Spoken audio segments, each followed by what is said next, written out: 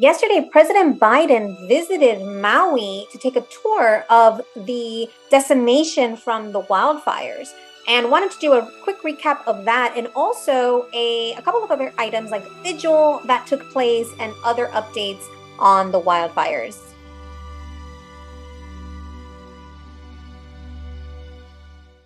Hi, everyone. I'm Alex with Empowering Survivors, and so happy that you're here. I followed along with the update of President Biden visiting the wildfires. Now, he's been criticized by both sides of the political parties for kind of like a delayed response and maybe not giving as thorough as response as many would like. But he happened to be on vacation over the last week in Lake Tahoe and did do a visit yesterday with his wife, Dr. Jill Biden, and they toured the area and did vow to give support and help rebuild for the Maui people. So before we get into some of the updates on his visit, just wanted to take a moment of silence for the people who sadly lost their lives and for all those who are still missing and their families.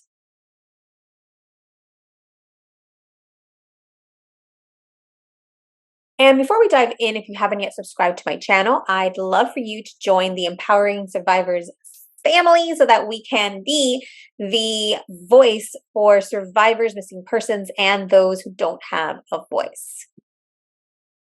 All right, so this was the New York Times, who I was following the coverage. They started with this article. It says Biden vows to rebuild the way people of Maui want to build. And let's read their little. During President Biden's first visit after the devastating wildfires, officials said they were wrapping up the search for the dead and transitioning to recovery. They told the president that some of the victims may never be identified. And let's watch this little video here.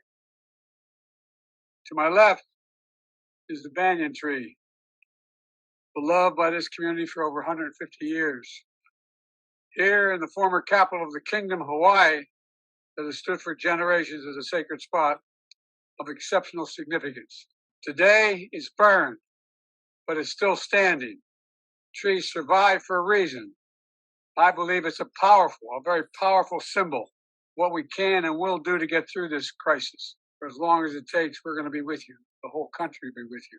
We will be respectful of the sacred grounds and the traditions that rebuild the way the people of Maui want to build, not the way others want to build.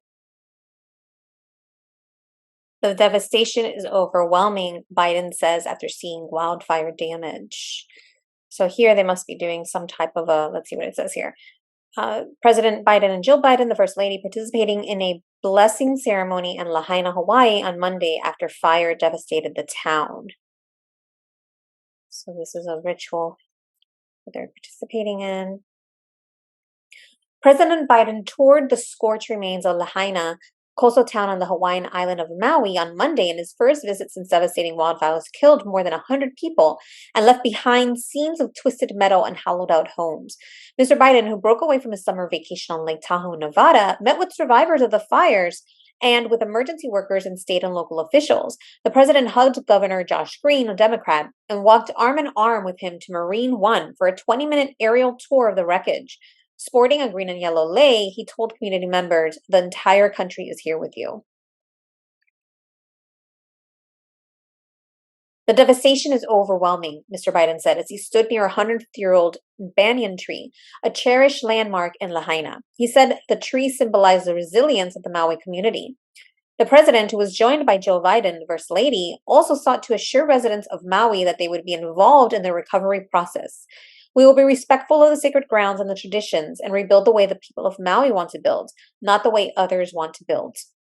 Now, keep in mind that there have been numerous reports that people are calling the residents of Lahaina to ask to buy their land. Like basically saying, hey, it's all burned now. It's cheap land. We want to buy it from you. So people have been getting a lot of criticism for, like they call it, the land grabs. With several hundred people in the area still unaccounted for, Mr. Biden said federal officials were also committed to search and rescue operations. Officials have searched about 80% of the area affected by the fire for victims, said Elizabeth Sherwood Randall, Mr. Biden's Homeland Security advisor. As dogs combed through the last of the damaged homes and cars, officials told the president that they might not be able to identify all the dead. The president has come under criticism from Republicans for not saying enough publicly in their view about the fires that turned Lahaina into an inferno on August 8th. The Honolulu Star advertiser warned that a warm welcome may not be assured for Biden in some circles on Maui because of frustrations over applying for aid and cultural sensitivities involving Native Hawaiians. Local congressional leaders have said billions of dollars are needed to help Maui recover. White House officials have rejected the criticism, saying that the president has kept in close touch with the governor and Dean Criswell, the administrator of the Federal Emergency Management Agency, or FEMA. The Bidens took a 20-minute aerial tour of the devastation aboard Marine One. Ms. Criswell told reporters on Monday that the disaster relief agency had distributed more than $8.5 million to Maui, including $3.6 million for direct rental assistance. More than 1,000 federal officials were on the ground, and close to 2,000 victims had been moved into hotel rooms on Maui. So, you say those numbers, and I know because I live in Florida that there have been, now, okay, I get it. Florida is a much larger state and much larger population than Hawaii, but I know that anytime there's been a natural huge hurricane, we try to get either hundreds of millions of dollars or even, I think, maybe $1 billion or more dollars for relief. The portion of the island that has not been searched includes many more buildings with multiple stories, making search and rescue operations difficult. FEMA is working on standing up temporary schools on Maui. 4 or 5 schools have been destroyed as a result of this fire. Mr. Biden added on Monday that FEMA had distributed 55,000 meals, 75,000 liters of water, 5,000 beds, and 10,000 blankets. The agency has encouraged survivors to register with the government to receive assistance, including an immediate payment of $700 to cover food and water. By the end of last week, more than 5,000 people had registered. But lawmakers, including Senator Brian Schatz, a Democrat of Hawaii, warned that long-term federal assistance would be needed for Maui's recovery. The people of Maui want to know that everybody has fully internalized what a long road this is going to be. We get it. But we want the country to know this isn't a matter of sending an online contribution and throwing up a hashtag. We're going to need an enormous amount of resources for the foreseeable future. Mr. Biden made the trip after arriving in Lake Tahoe on Friday. He is staying on the Nevada side of the lake at a house owned by Tom Steyer, the billionaire climate investor who lost the Democratic presidential nomination to Biden in 2020. White House officials said the president was renting the house for fair market value but did not disclose details. The Maui wildfires were not the only natural disaster that the White House was monitoring. Tropical storm Hillary made landfall on the Baja California peninsula of Mexico and began dumping rain on Southern California on Sunday, just hours after a 5.1 magnitude earthquake struck northwest of Los Angeles. Mr. Biden spoke on Sunday with Governor Gavin Newsom of California about the tropical storm. As he has when visiting other sites of natural disasters, Mr. Biden related the pain of grieving families to his own. He described the death of his first wife and infant daughter in an automobile accident and the hollow feeling you have in your chest like you're being sucked into a black hole. I also want all of you to know the country grieves with you, stands with you, and will do everything possible to help you recover. Despite Mr. Biden's pledges, some volunteers and residents in Hawaii dismissed the president's trip as a public relations ploy. As the president made his way through Lahaina, his motorcade passed residents with signs, many pleading for more relief. One said, "Relief for Maui now." Another said, "Lahaina needs relief now." "They failed us in every level," said Eddie Garcia, who barely looked up as a trio of military helicopters whirled past the roadside farm where he was handing out papayas, oranges, and burritos to people left homeless by the fire. Their red tape, their bureaucracy. Others rushed to get a peek at the president as he visited, including a few dozen who gathered near the small airport in West Maui for his arrival. "He really needs to look at this rubble and see this was no ordinary fire," said Pearl Patterson. "So many lives were lost. This is sacred ground." At Lahaina Civic Center, Biden assured community members that the entire country is here for you. He is wearing a green and yellow lei. Biden promised that the government would not only get it done, but get it done the way you want it done, he said, which drew a loud applause.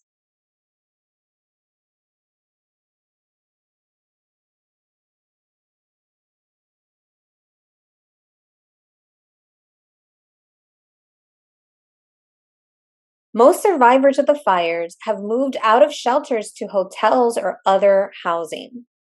Okay, it says here volunteers advised residents last week on how to apply for aid, unemployment, housing, and other social assistance at an aid distribution center. All of the shelters set up to house survivors of the fires were expected to be empty by the end of Monday, according to an update from FEMA. The state government and American Red Cross have been moving survivors into longer-term living situations in hotels, and few were still in shelters. As of Monday morning, officials expected survivors to stay in the government-paid hotel rooms for 7 months. Wow. The FEMA administrator, Deanne Criswell, on Sunday said some 1,200 survivors have been moved into hotels, motels, or Airbnb properties. Speaking on ABC's This Week, Ms. Criswell said FEMA would be helping each person and family develop longer-term plans if they were able to return to their homes because of the wildfires. Providing a long-term housing for disaster victims is one of the government's biggest challenges, especially in states like Hawaii, where there's already a housing shortage.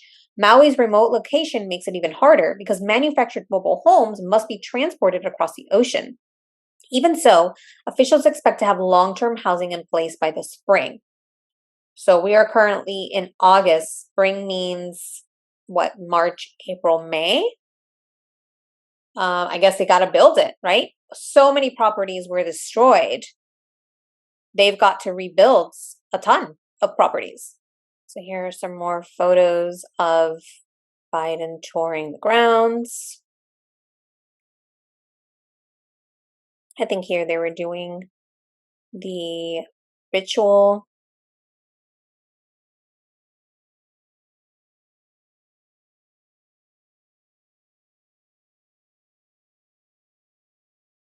Here are some of the signs that were posted. Lahaina strong. Now, I talked earlier about there was a quote from Eddie Garcia, and this is, I believe this is him. Eddie Garcia barely looked up as a trio of military helicopters whirled past a roadside farm where he was handing out papayas, oranges, and burritos to people made homeless by the fire. And you hear reports of, there not being enough assistance from the government or government agencies, and that Mauians are helping other Mauians.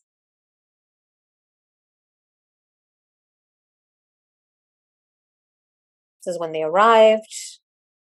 Now, Maui County also gave a recap of the president's visit, and I'm not going to read, some of this is overlapping with what I already read, but here it says, Mayor Bisson said, I want to thank our country's leaders, especially President Joe Biden and First Lady Dr. Joe Biden, for traveling here to Maui to see firsthand the catastrophic destruction our people are facing as a result of this devastating wildfire. We are incredibly grateful for the overwhelming outpouring of kindness, kokua, and kakao that we are receiving on Maui. And I apologize if I mispronounced that. And I'm humbled by how everyone in Hawaii and countless others around the world have stood with us during this difficult time.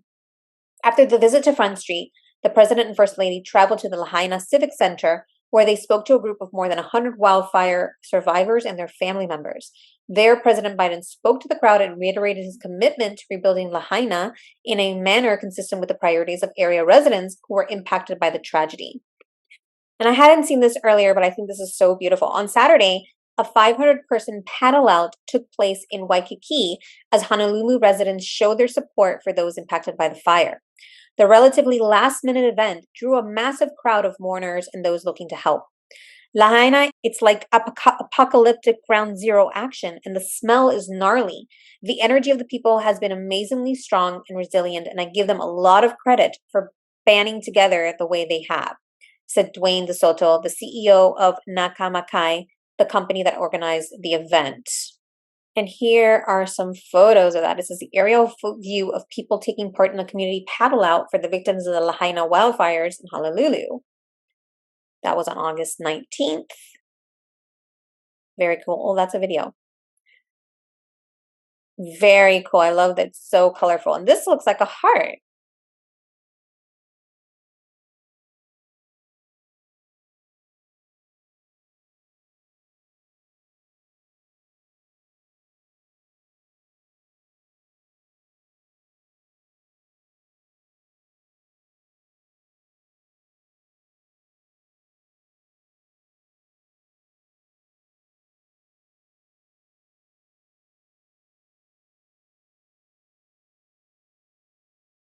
So beautiful.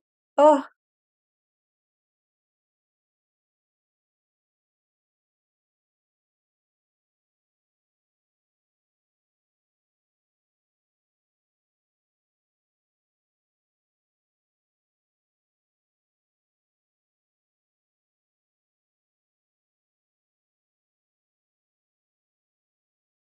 to do a gathering of the Oahu people right outside of Queens and canoes here. And we want to do this as a way for our Oahu people to heal and also as a way for our Oahu people to send tons and tons of aloha over to the Lahaina Ohana there on Maui who experienced this tragic fires in their hometown.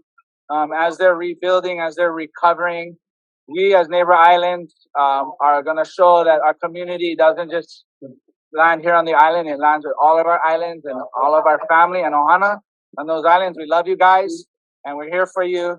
And keep us in your hearts because if you need us, just call. We'll be there. Aloha. A hotel on the other side of the island, please. Keep the businesses alive.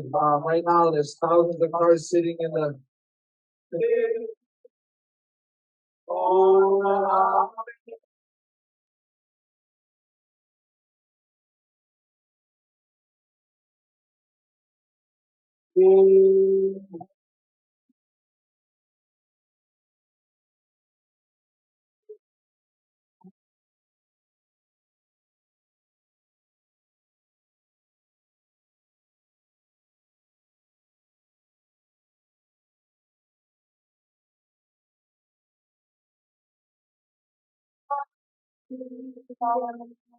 beautiful show of support from the other Hawaiians. And so would love to hear your thoughts. What do you think of the president's visit and the paddle out that happened and the support from other Hawaiians and Mauians? Would love to hear your thoughts in the comments. And if you haven't yet subscribed to my channel, love for you to be part of the empowering community where we support survivors, missing persons, and others who don't have a voice. Don't forget to like, subscribe, and hit the bell button for notifications. Thank you! Almost all of Lahaina in West Maui was completely burnt, except for one house that's being dubbed the Miracle House, and wanted to dive in deeper and learn more about how this house was able to survive and stay intact.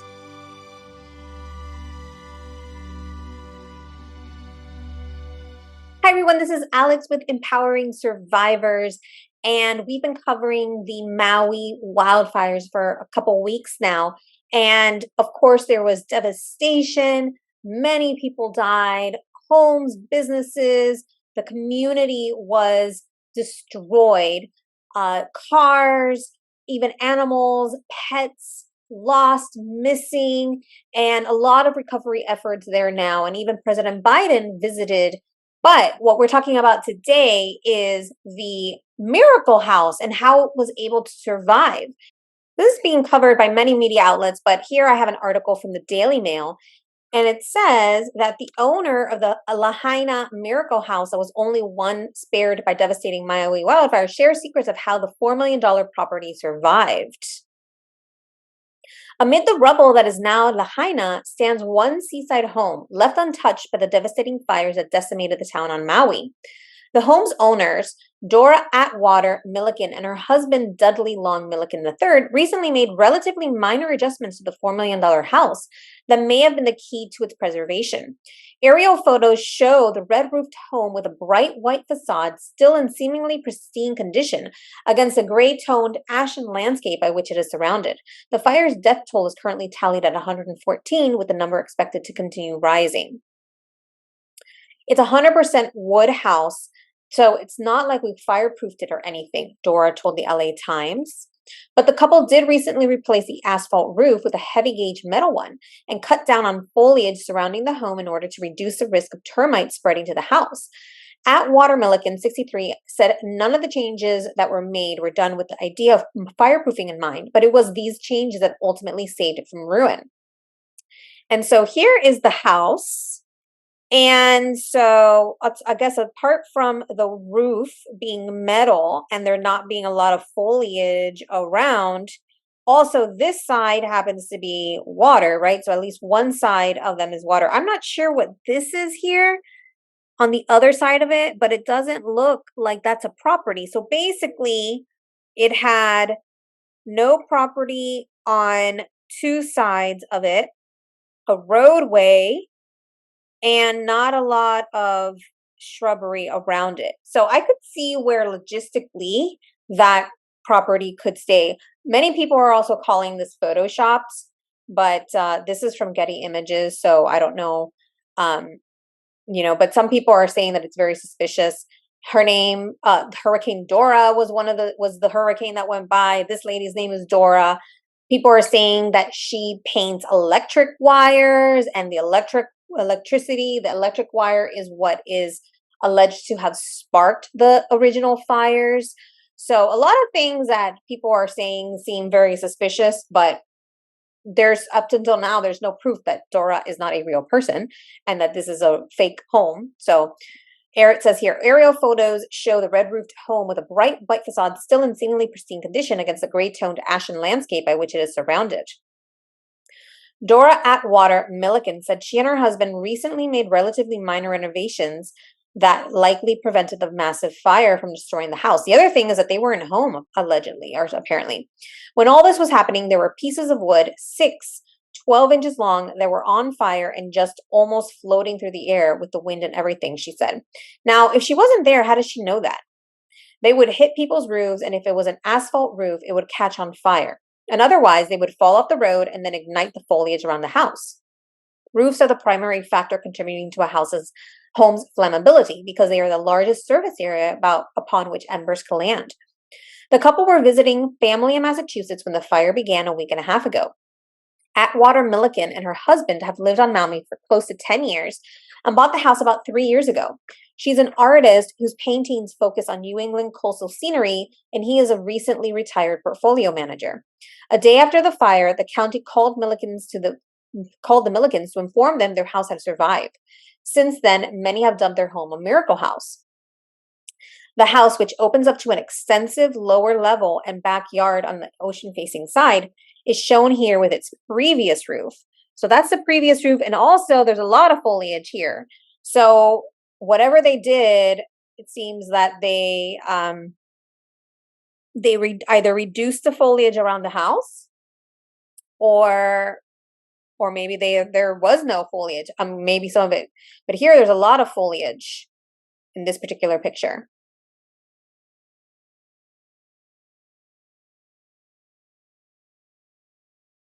Here are some more photos of Lahaina. I mean, and basically it looks like rubble. It looks like bombing.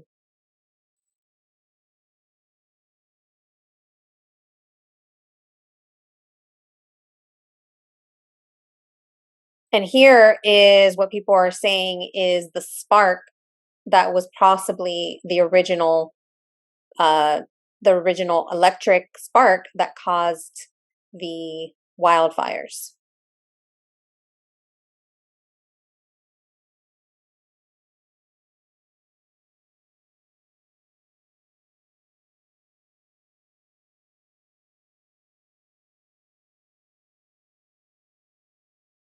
Oh, that's confusing. Let's go back to the beginning. Look right here.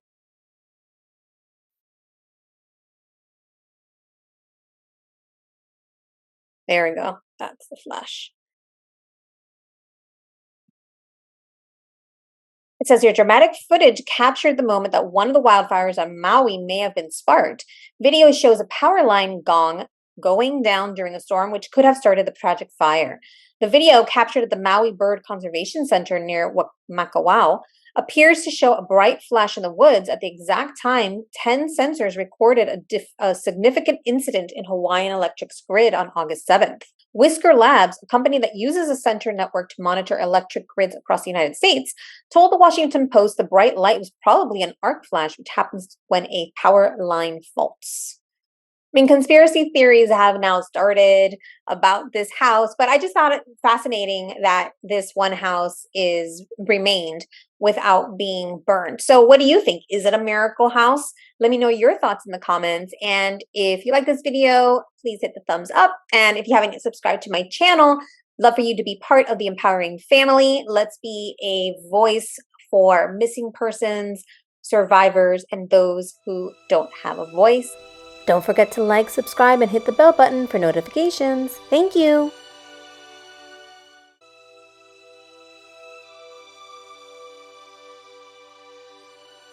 Hi everyone, Empowering Survivors here with Alex, and we're talking about Maui and the disaster there after the wildfires. And it turns out that there are thousands of animals still missing. Some could be pets, some could be just from different animals that they had on the property, and other animals that may still be missing. In addition to the beloved animals, there are also people still missing. And the last count that I saw, about 114, if I'm not mistaken, people have been confirmed that have died from the wildfires. Of course, there's also animals and pets who also died. And we're seeing all these different, hearing these different accounts of people trying to flee from Lahaina and getting caught in their cars with their family members, kids, and their beloved pets. So let's just take a moment of silence for them and praying for them, their souls, and also their families who are now grieving their loss.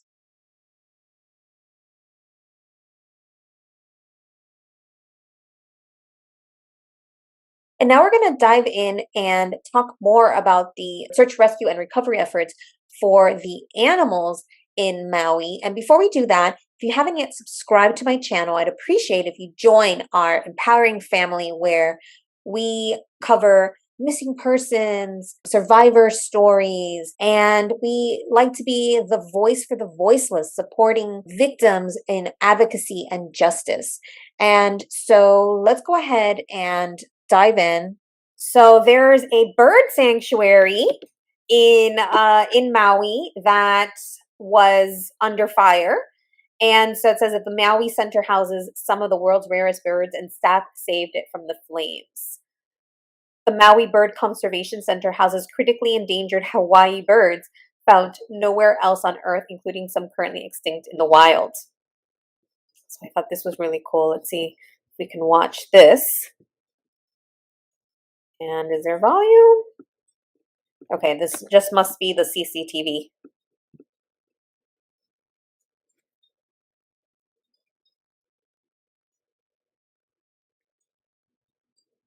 So see people running. Looks like they're getting hoses over here. Lots of winds. And that's the thing, lots of winds. And then you get the fire moves faster, right? When there's lots of high winds. So there they are trying to put out the fires.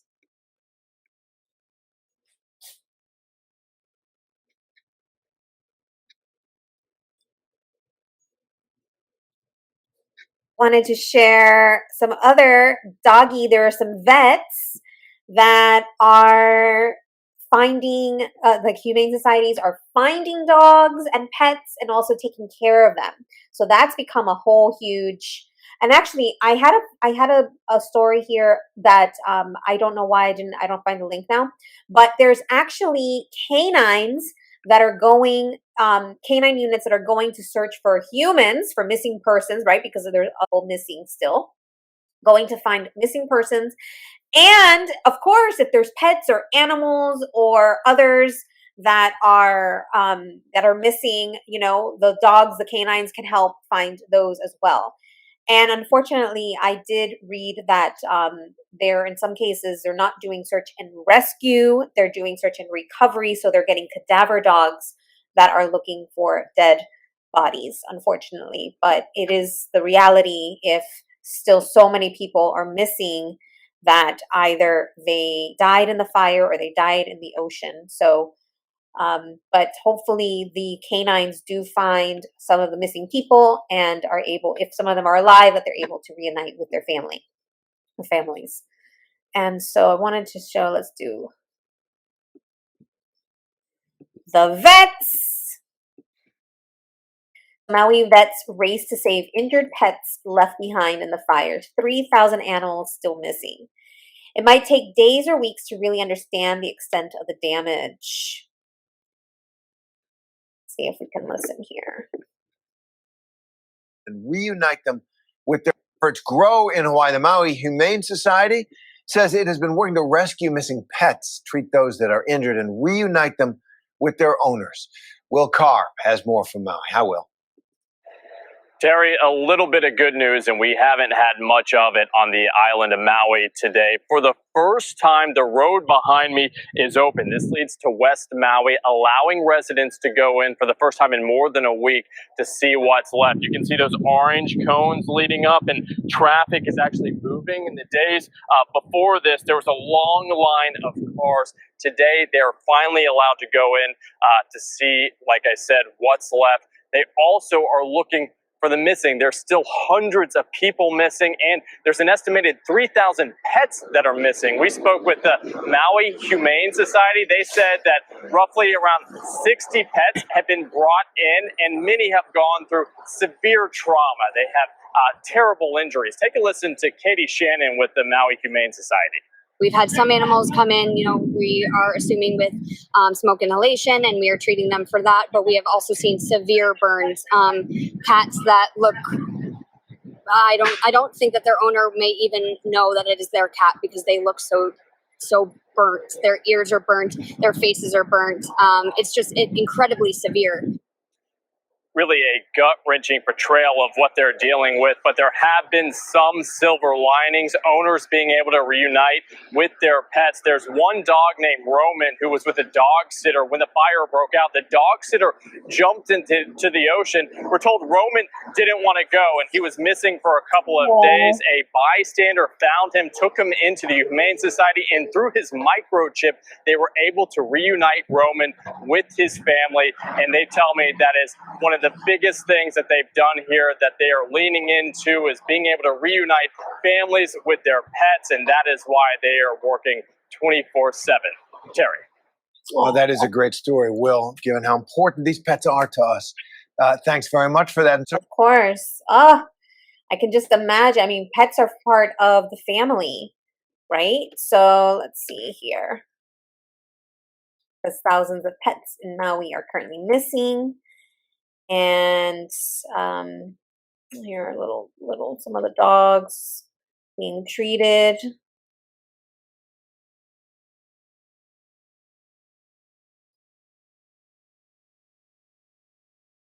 Shannon talked about a dog that the Humane Society named Katniss after the Hunger Games character who was found by a Lahaina firefighter.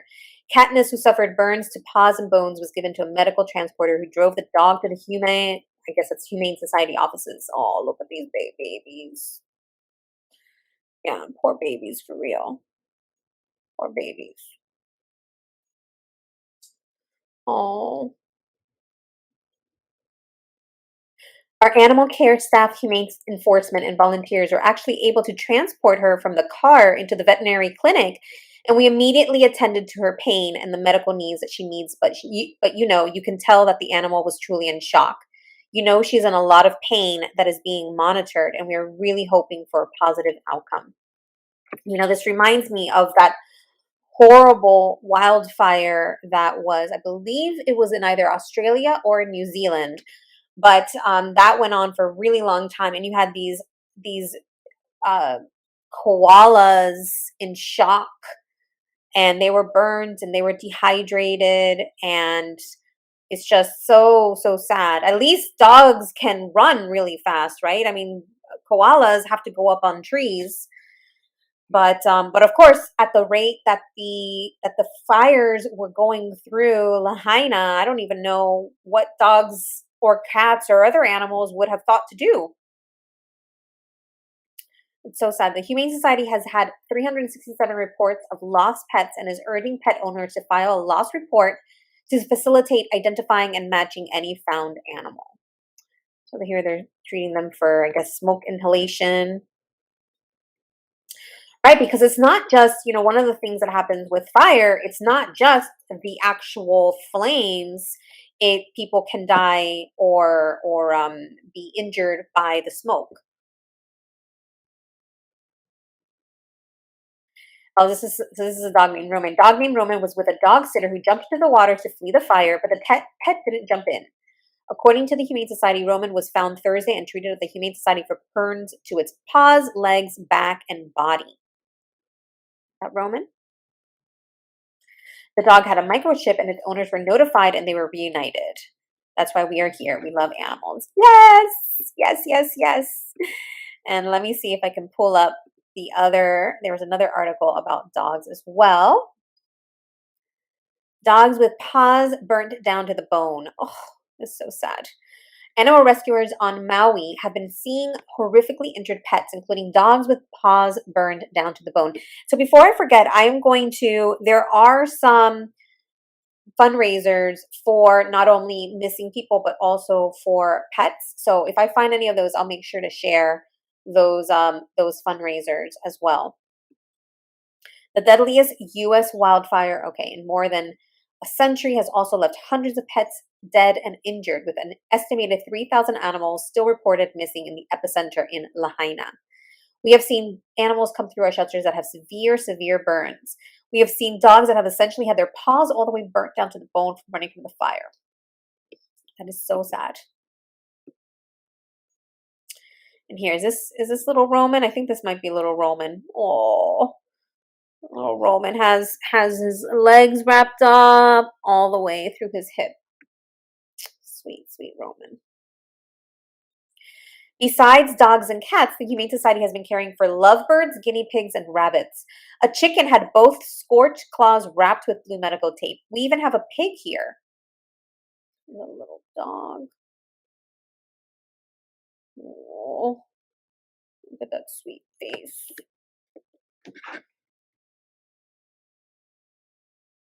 Oh, here's a chicken. All those carriers. Found animals are checked for identification and scanned for a microchip so owners may be contacted. The Maui Humane Society has asked that dead animals not be moved or destroyed so they can be cataloged and checked for identification. But this is only the beginning. People need to understand that we are in the midst of this, and there's a harsh reality to come. Okay, so let's continue. So this is coming right from the county of Maui. And it was posted on the Saturday the 19th, and it says the County of Maui coordinating assistance to pets and animals impacted by wildfires. Because the wildfire disaster area is restricted to authorized personnel only, recovery and other emergency response operators have been instructed to report any stray animal sightings to the Maui County Emergency Operations Center. The information will then be provided to Humane Society experts so they can safely support the reported animals. At this time, media and residents are not allowed in the disaster area as significant hazards exist. The Maui Humane Society continues to search the perimeters of the affected area. Many animals, especially cats, will show remarkable abilities to survive the fire. However, it is important to continually observe and monitor pets and animals. Surviving pets and animals from the burn site may have burns, physical injuries, and exposure to hazardous materials, and may have inhaled, absorbed through injured skin, or ingested ash and hazardous substances, such as asbestos or hazardous chemicals. If you encounter a stray animal impacted by one of the fires, it should first be stabilized if severely dehydrated, unable to walk, in shock, or appears otherwise severely ill. Once stabilized, pets and animals should be decontaminated by responders, including bathing with water and a mild shampoo until all visible ash is removed. After decontamination, some pets may need to be hospitalized, but most will be able to be returned to the owner or to an emergency pet shelter. Once properly decontaminated, the pets are not hazardous to their owners or handlers. Pets should be observed closely for several weeks and treated by a veterinarian if signs of illness are observed. While there could be long-term health consequences, most surviving pets will be able to live normal lives. Maui Humane Society is the main emergency shelter on island and currently providing shelter and emergency care to 88 animals affected by the fires. If pets need to be taken off island or need emergency assistance or placement, the Maui Humane Society can also assist with those efforts. Recognizing that some families are displaced and may need temporary assistance with sheltering pets, Home to Home and Bissell Pet Foundation's Animal Incident Management Initiative are assisting with finding temporary placement.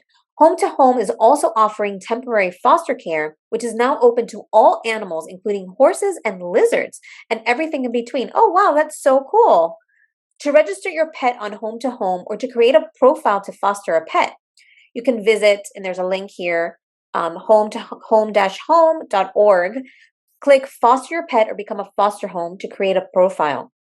That's really, really cool. I'm so glad that they're doing that. At shelters, the American Red Cross is working on pet reunification efforts. There are currently 71 pets housed with families in non-congregate shelters. For families who want to relinquish their pets, Hawaii Animal Rescue Foundation is coordinating taking animals to no-kill shelters. For additional information or questions, please contact the Maui Humane Society by calling this number and or emailing the Humane Society. For those accessing areas outside of the disaster area, the county urges individuals to continue to avoid all burn areas and do not enter any areas where structures were burned until you receive a clearance from authorities. So that's really great news that the Humane Society and these other organizations are not only rescuing the animals, but they're also trying to find foster homes and obviously reunifying any missing pet with their families. There's clearly been so much devastation in Maui, not only, of course, to humans who have lost their lives, many still missing, but also the wildlife and, of course, the pets. Some people, and this happens in all natural disasters, including hurricanes and tornadoes and other natural disasters, that people sometimes leave their pets because they can't take them, or maybe they rush out and they aren't able to. And so it's heartwarming to see that there are efforts to save, to rescue these animals and reunify them with families. At the same time, it's also heartbreaking because many either perished in the fires or may never reunify with their families. And I would love to know your thoughts in the comments. If you haven't yet, subscribe to my channel. I'd appreciate if you join the Empowering family so that we can continue to share survivor stories and be a voice for the voiceless, missing persons, and others who need our support. Don't forget to like, subscribe, and hit the bell button for notifications. Thank you.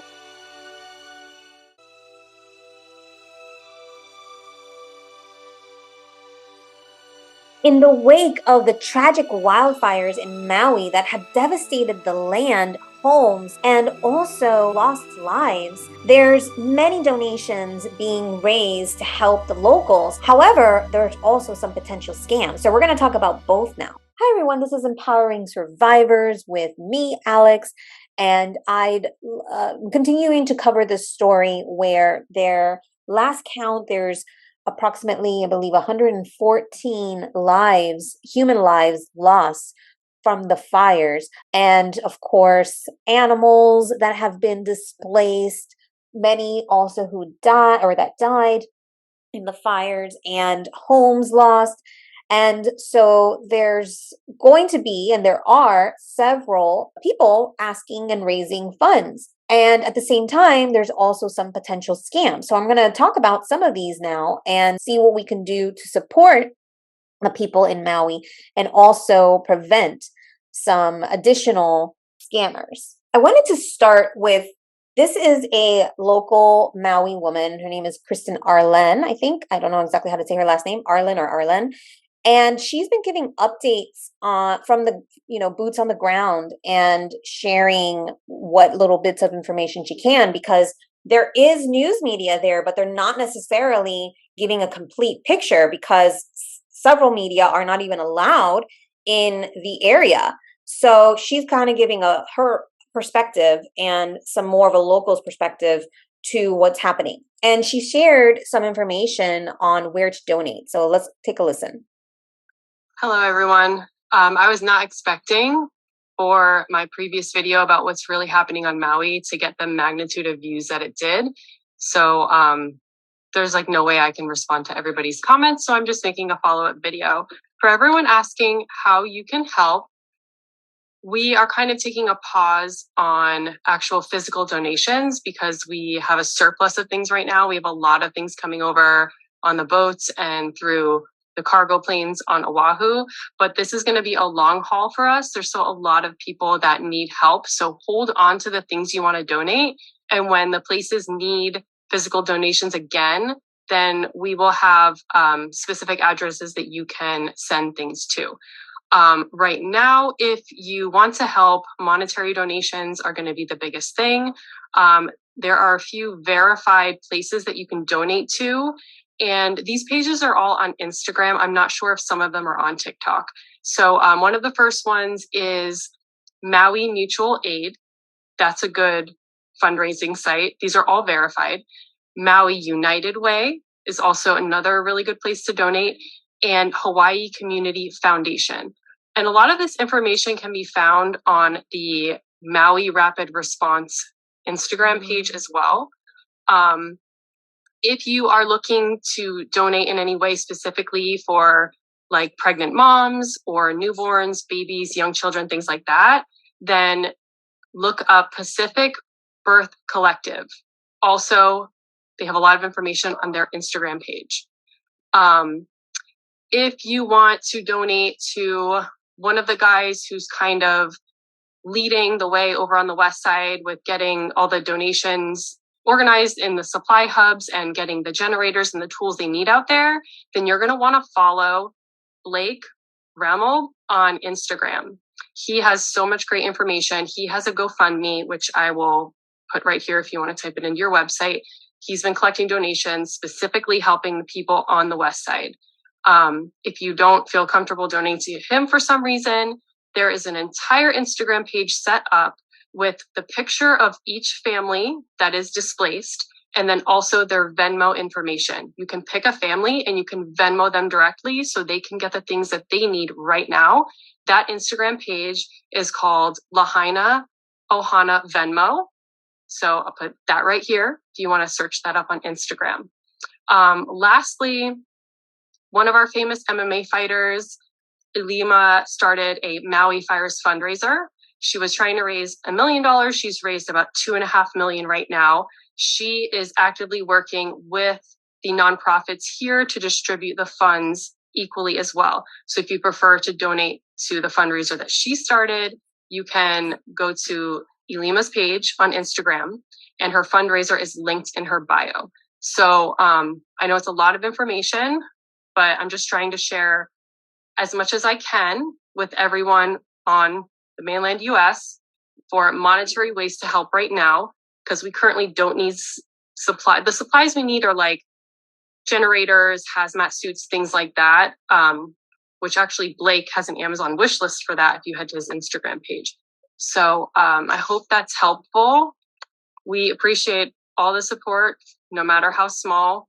Everyone here is working really hard, heading out with my displaced family right now to try to check on the housing assistance because we don't know how long that's going to take. So if you have any questions or want any more information, put it in the comments. I will try to get back to people. But like I said, this was an overwhelming amount of people. So this was the best way I knew how to kind of get the information out. Thanks, guys. So just to recap, she said that they don't really need physical donations anymore, like clothes and things like that, because they're at capacity. Any physical donations that they would need were things like generators and hazmat suits.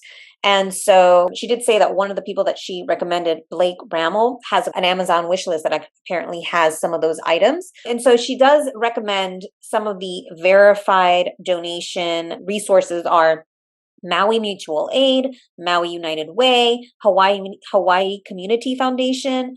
The Maui Rapid Response page has a lot of these as well on Instagram. The Pacific Birth Collective, which is for babies, children, and moms.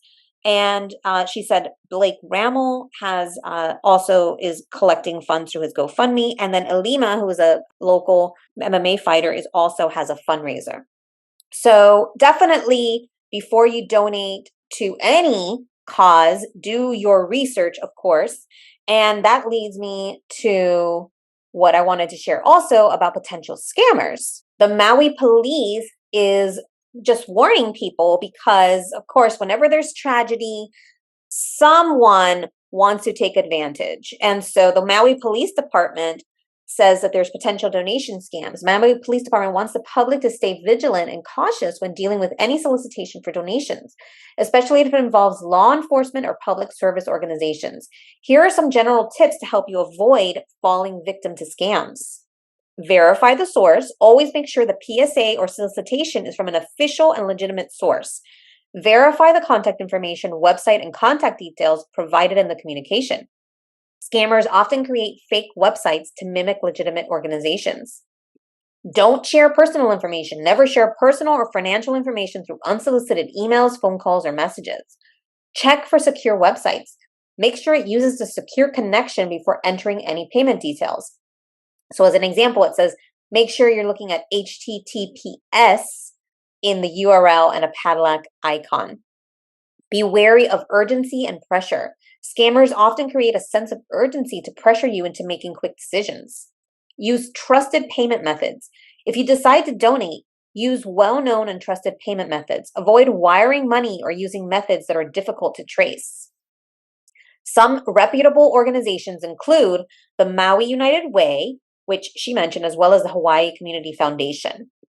Here's a little image that they made with this information. Verify the source, don't share personal information, check for secure websites, be wary of urgency and pressure, and use trusted payment methods. So, of course, if you feel inclined and you want to donate to one of these organizations, please do. They need money, they need help, they need support. Just make sure you do at least a little bit of research before you donate to make sure you're donating on a legitimate site. And that if something feels a little off, I always say, trust your intuition, trust your gut. If something feels a little off, trust that and maybe do extra research to make sure that you're donating or you're helping a legitimate site or a legitimate organization. Would love to hear your thoughts in the comments. And if you learned something today, I'd appreciate if you hit the thumbs up. And if you haven't yet subscribed to my channel, welcome. Join the Empowering Survivors community, where we're a loving and supportive community that is the voice for the voiceless, missing persons, survivors, and others who need our support. Don't forget to like, subscribe, and hit the bell button for notifications. Thank you.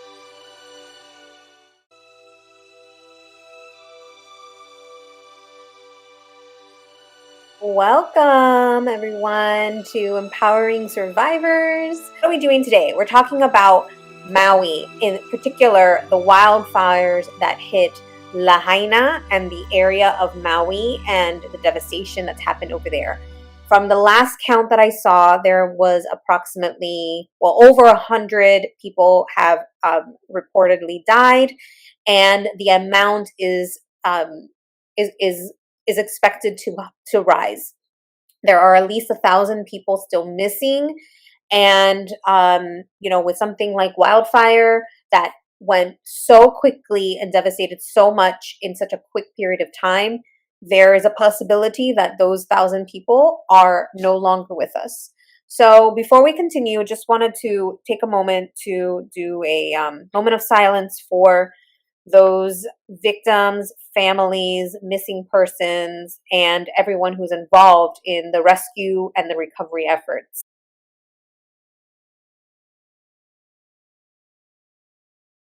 So this is Maui.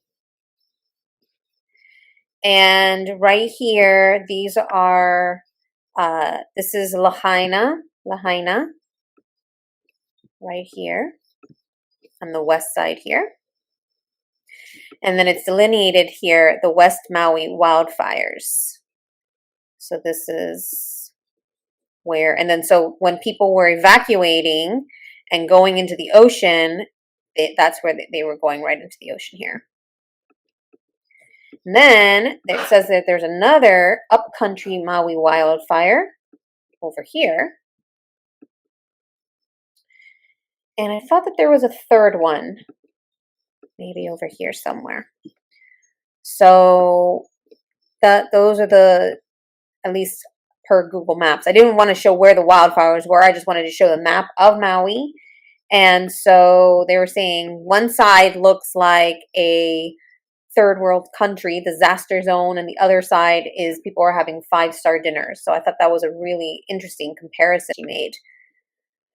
So with that, I wanted to share what can we do? What are some learning lessons, right? Like, it's really easy to criticize everyone. It's really easy to criticize FEMA, the Hawaii disaster zone, the government, the police, the firefighters. But, what are some learning lessons here? Let's read about communication, because, I read this and without getting into any type of conspiracy theory or anything like that, because I don't think that necessarily serves anyone. But what are some obvious ways to improve the situation for the future, right? Because we can't take back what happened, but we can learn from it. And one of those is the communication system. They have a communication system in place for tsunamis and earthquakes. So why wasn't that used? Especially if communication was down, as far as like cell phone towers and things like that. So here's the article this is from ABC News. In deadly Maui wildfires, communication failed. Chaos overtook Lahaina along with the flames.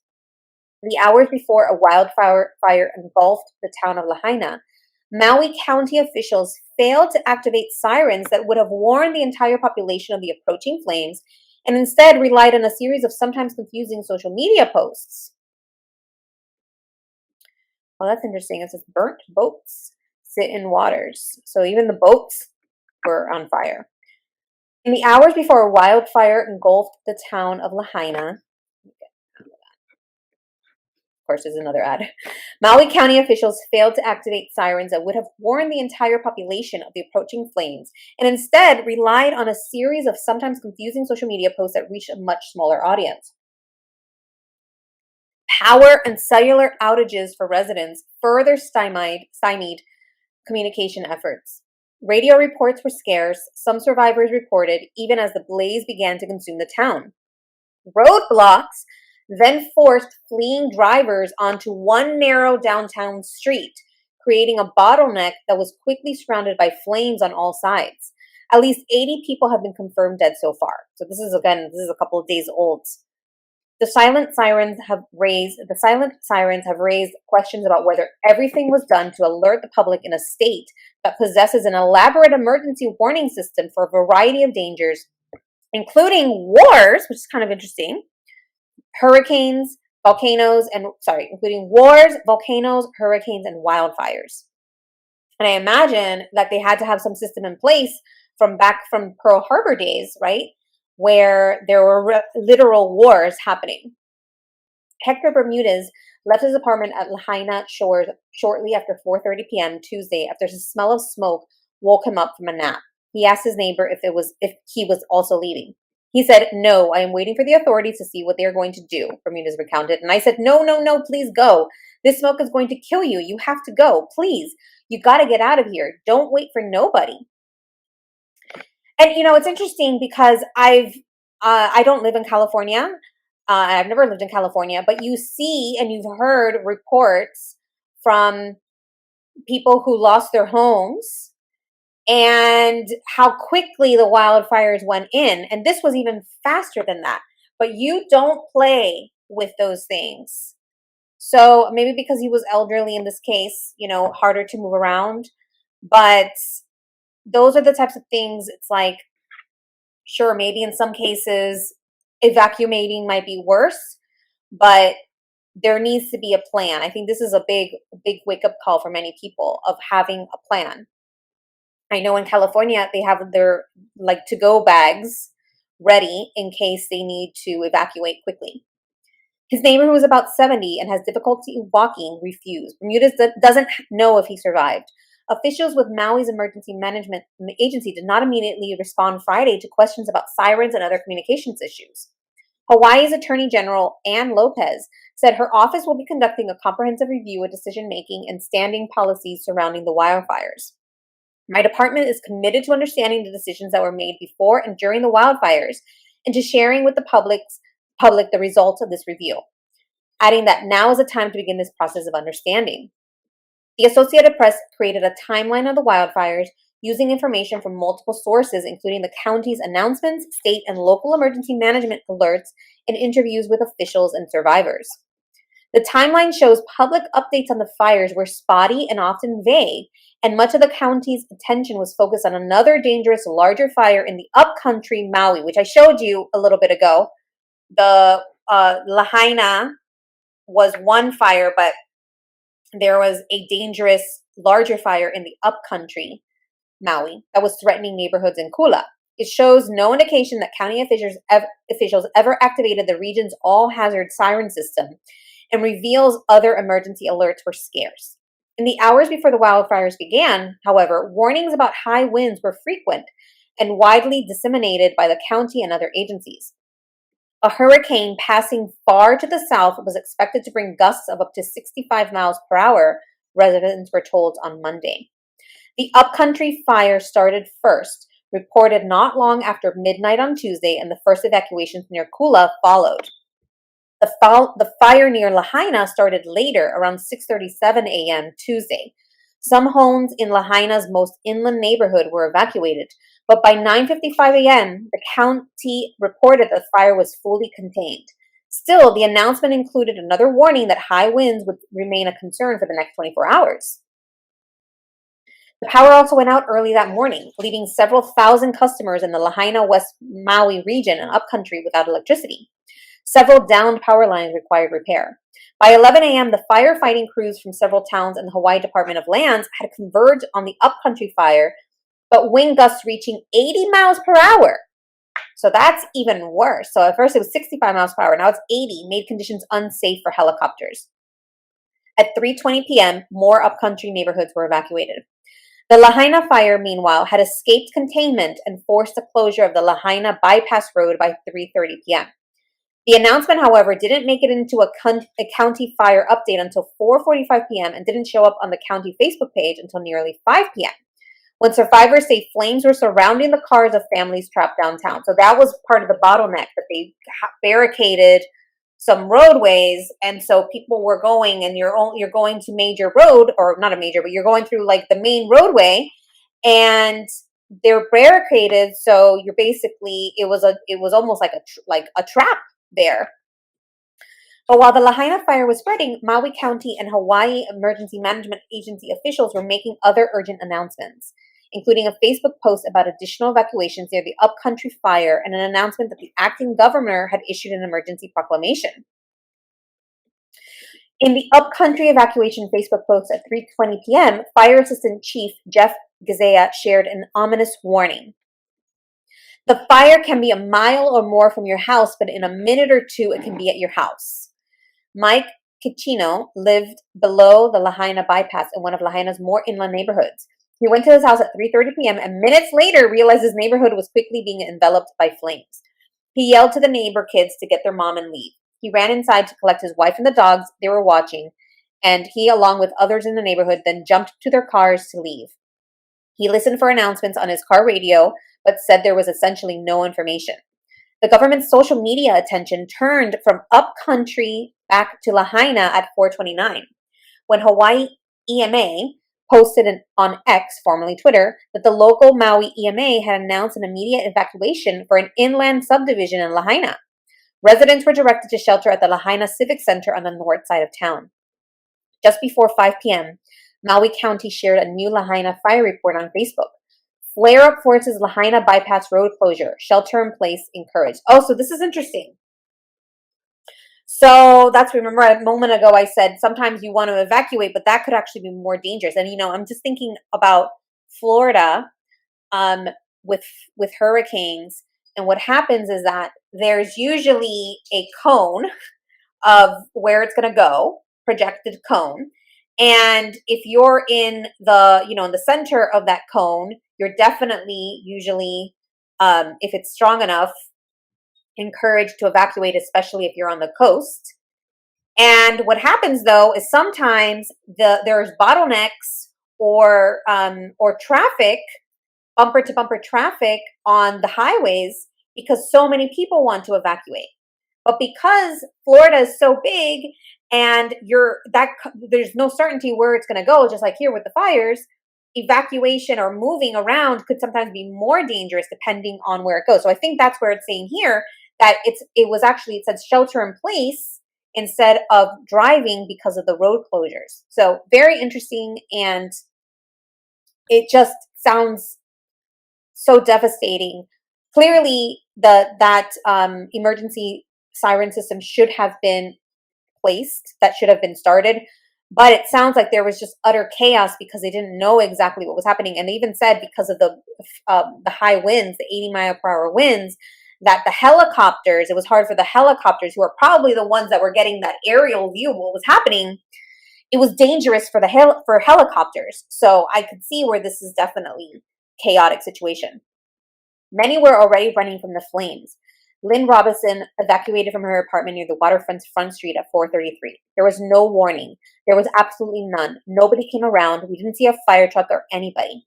Lana Vieira left her neighborhood about a mile away around the same time. Her boyfriend had stopped by and told her he'd seen the approaching fire on the drive. He told me straight, "People are going to die in this town. You gotta get out," she recalled. There had been no sirens, no alerts from her phone, she said, but access to the main highway, the only road leading in and out of Lahaina, was cut off by barricades set up by authorities. You see, that's part of the issue here. The roadblocks forced people directly into harm's way, funneling cars onto Front Street. All the locals were pigeonholed into Lahaina in that corner there, and I felt like the county put us into a death trap.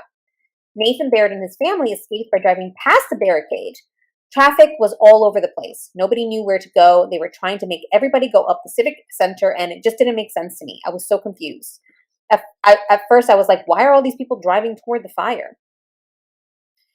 He and his wife became trapped by walls of flame as Front Street burned. They ran for the ocean, spending hours crouching behind the seawall or treading water in the choppy waves, depending on which area felt safest as the ever-changing fire raged. At 5:20, Maui County shared another Lahaina fire update on Facebook. So, of course, imagine if you're underwater, what are you doing? Looking to Facebook for updates? I mean, it's not realistic. Evacuations in one subdivision were continuing, but access to the main highway was back up. The U.S. Coast Guard's first notification about the fires was when the Search and Rescue Command Center in Honolulu received reports of people in the water near Lahaina at 5:45 p.m. The boats were hard to see because of the smoke, but Cicino and others used cell phones to flash lights at the vessels, guiding them in. He helped load children into the Coast Guard boats, and at one point loaned his cell phone, which had been stashed in his wife's waterproof pouch, to a member of the guards so they could contact fire crews. He said the rescue took hours, and he and his wife were finally brought out of Lahaina around 1 a.m. Maui County Facebook posts around 8:40 p.m. Tuesday Maui County Facebook posts around 8:40 p.m. urged residents in the surrounding area who weren't impacted by the fires to shelter in place and said smoke was forcing more road closures. A commenter pointed out the communication problem just before 9 p.m. You do realize that all communication to Lahaina is cut off and nobody can get in touch with anyone on that side. Okay, so the fire went from 0 to 100. I feel like the county really cost a lot of people's lives and homes that day. I felt like a lot of this could have been prevented if they just thought about this stuff in the morning and took their precaution. You live in a fire zone. They have a lot of fires. You need to prepare for fires. Chino said it all felt like the county wasn't prepared and government agencies weren't communicating with each other. The all-hazard sirens are tested each month to ensure they are in working order. During recent tests within 2 weeks of the fires, they malfunctioned in 3 separate incidents in 3 counties. Maui's siren tone was too short, so officials repeated the test later that day successfully. Carl Kim directs the National Disaster Preparedness Training Center that develops training materials to help officials respond to natural disasters.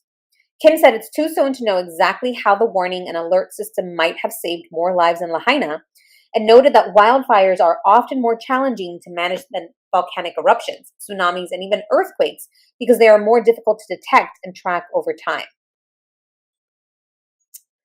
The thing is that an earthquake could happen unexpectedly, and a tsunami can result very quickly from that. So, and the same with volcanic eruptions. So I'm not entirely sure that I agree with that statement.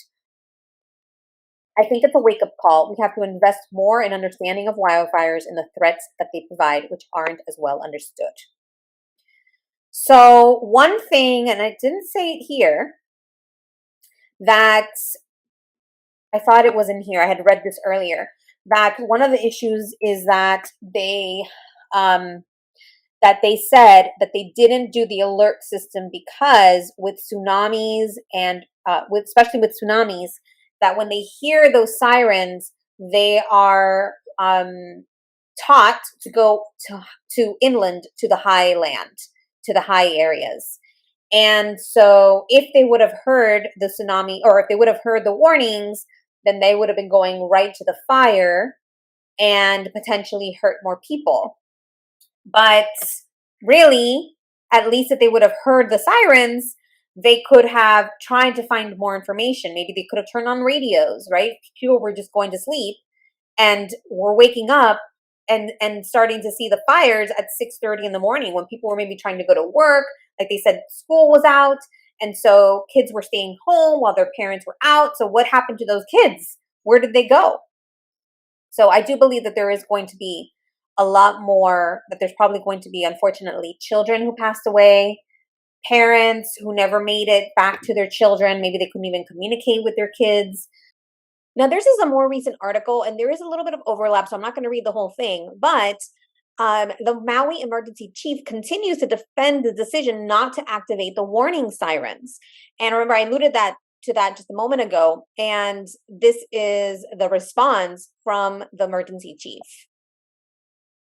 The leader of the Maui Emergency Management Agency is defending his department's decision not to activate a siren network to warn people last week that a fast-moving fire was descending upon Lahaina. Called an all-hazard system, the sirens are intended to be used for a variety of natural and human-caused events, including fires. The 4 sirens in the Lahaina area are part of what Hawaii calls the largest single integrated outdoor siren warning system for public safety in the world.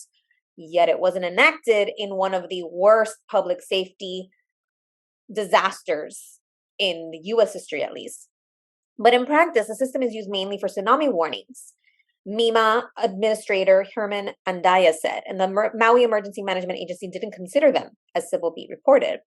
Andaya elaborated on that decision on a Tuesday interview. We would not use sirens in a case like this, he said. That's not what we normally would do. We just don't use sirens for fires. And that is, it says it's solar-based and can be activated when the power is out. So that wouldn't be an excuse if power being out was an issue. Officials instead opted to activate warnings through people's cell phones, which we've already talked about. But electrical power and cell service was down in much of the area last Tuesday when the fire sparked and spread. In the end, many residents and visitors said they fled Lahaina after seeing or smelling smoke coming their way. So he says, in Andaya's view, the usefulness of the sirens is limited. It wouldn't have helped if we had sounded the sirens. To say that is not correct. To say based on your best judgment or how they've been used in the past, we don't feel like it would have been, it would have helped.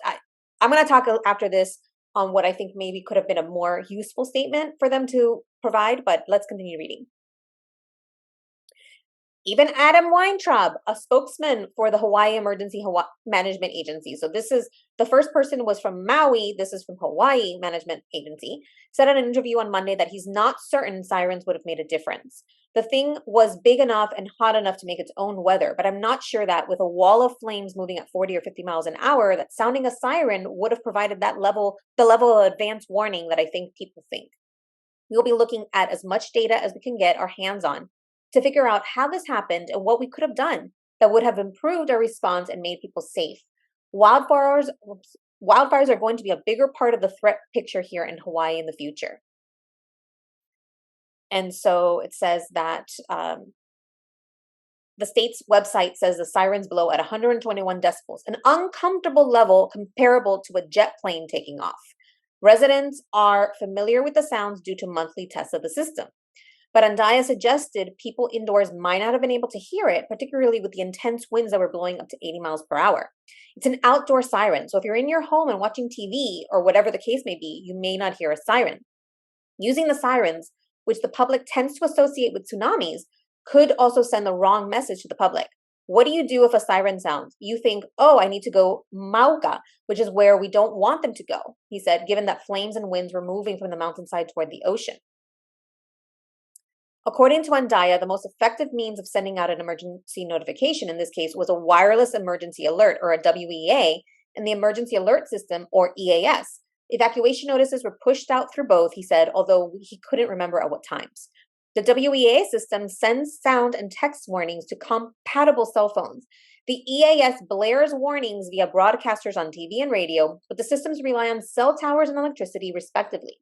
If those are out, the messages won't be delivered.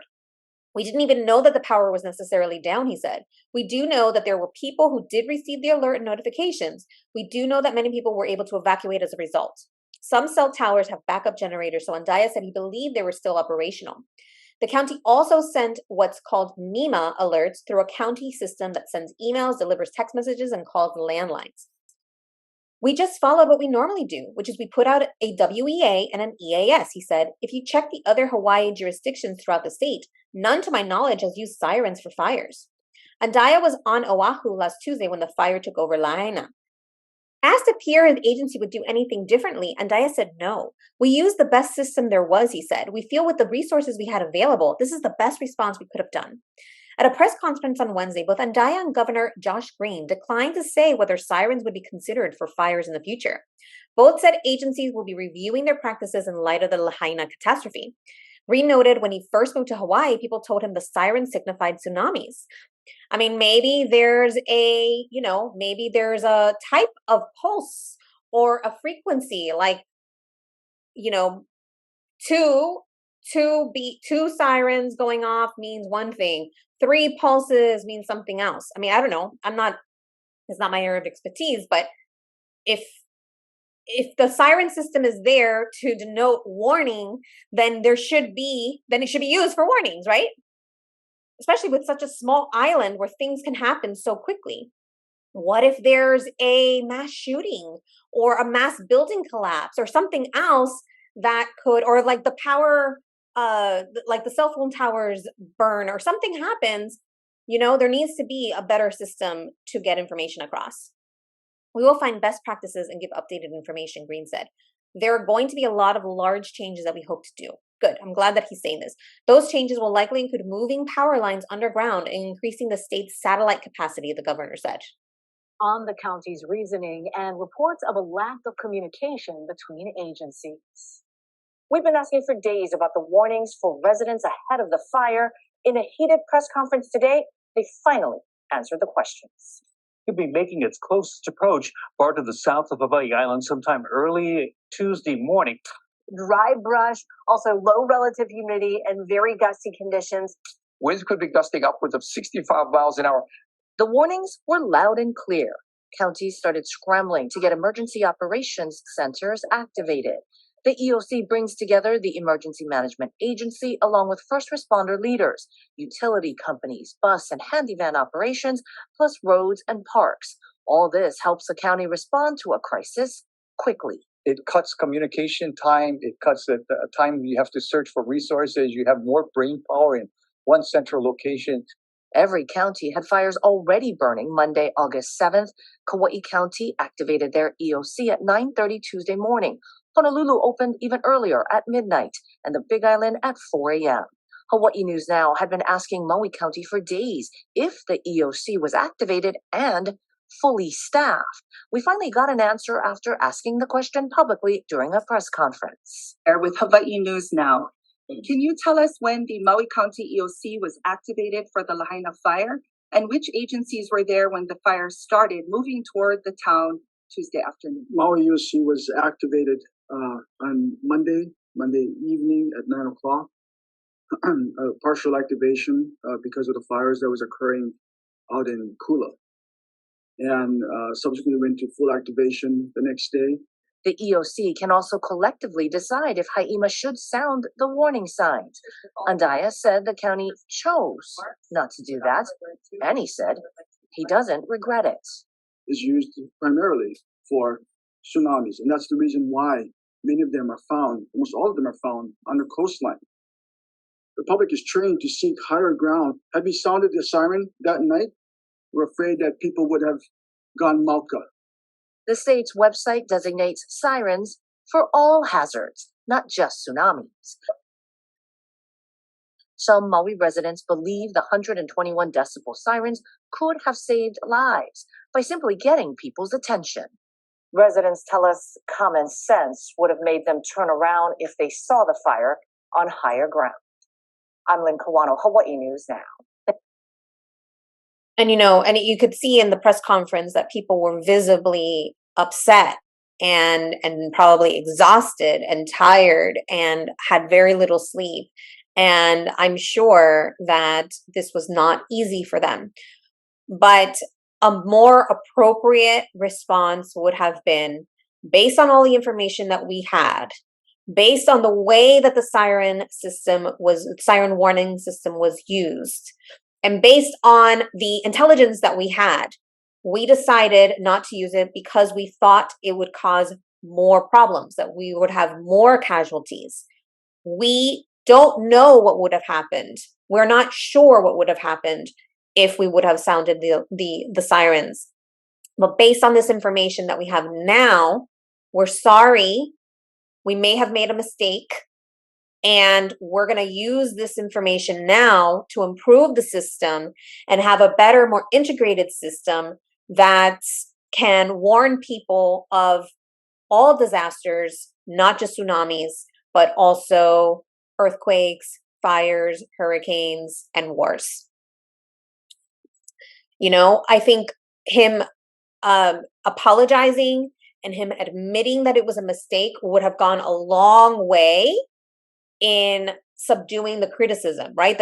It happened. You can't do anything now that the disaster happened and people's lives were lost. You can't do anything about bringing those people back, but you can always have learning lessons. And for him to defend that decision when he's not sure what would have happened, we're not sure what would have happened if they would have sounded the alarms because they didn't sound the alarms. I think that would have been a more appropriate response. Because really, them defending the decision sounds very tone deaf and disingenuous as far as being, caring about the people whose lives were lost. It sounded more like they were defending themselves and their positions rather than what's best for the community. So that's my take on that. These are not easy decisions. This is why I didn't like doing crisis communications. It is a thankless job. It is difficult. It is challenging. And I think that the best thing we can do now is look at learning lessons and see what, obviously hindsight is 2020, right? But I think that having the awareness and being able to say, hey, we made a mistake and this is what we're doing about it now goes a long way. So amidst all of this criticism, it says here, the embattled head of the Maui Emergency Management resigns after defending wildfire response. So the head, that being Herman Andaya, he submitted his resignation. This article is from last night. The Maui County Mayor, Richard Bison made the announcement in a news release Thursday. Administrator Herman Andaya cited health reasons in his resignation. Given the gravity of the crisis we are facing, my team and I will be replacing someone in this key position as quickly as possible, and I look forward to making that announcement soon. Let me know your thoughts. I would love to hear what you think in the comments. And it's just a very sad situation. And now you have the pets also. So let's just hold a moment of silence here for those who lost their lives, those who are still trying to find their lost loved ones and pets, and for those maybe who will lose their lives from this sad disaster.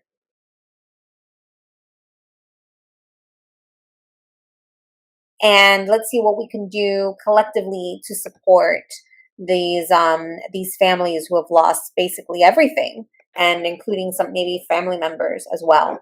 So thank you for being here. Please hit the thumbs up. If you haven't yet subscribed to my channel, I support more of the survivors, missing persons, and others who need our support. But if you like that style, I'd appreciate if you subscribe if you haven't yet, and we'll be the empowering voices to support those who need our support, survivors, help them get their power back, and be a voice for the voiceless.